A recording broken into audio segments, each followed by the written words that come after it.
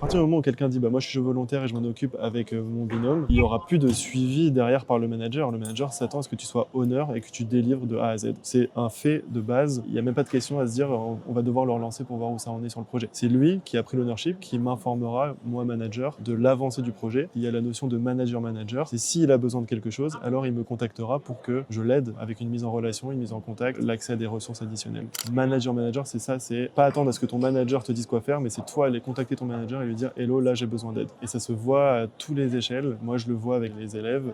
Globalement, ceux qui s'impliquent, ceux qui participent, vous voyez, on est 213 dans la communauté sur une séance gratuite que je dédie pour vous répondre. Enfin, vous êtes 7. Ceux qui sont là, ceux qui se bougent, ceux qui se connectent, c'est ceux qui vont arriver à leur fin. Et avoir une méthode, avoir une théorie de comment répondre à des questions, c'est bien, ça aide. Ce qui est déterminant, c'est la mentalité, le mindset, la proactivité et toutes ces choses-là. Donc tu m'as dit par exemple comment je peux développer mes compétences sales. Moi je pourrais te rétorquer comment tu pourrais développer tes compétences sales. Il y a 1 milliard de moyens de développer tes compétences sales. En te mettant à ton compte et en vendant tes services, en aidant Tech Invaders, ce que tu fais déjà en trouvant des clients via le programme de referral et en étant celui qui a généré le plus de commissions du coup sur les ventes générées. Ça c'est un exemple typique de comment tu peux développer tes compétences sales, pitcher un produit, répondre à un besoin, avoir du closing et faire en sorte que ça signe. Te proposer gratuitement des services de SDR, BDR, closer pour une startup que tu admires, plein de choses que tu peux faire pour développer tes compétences sales.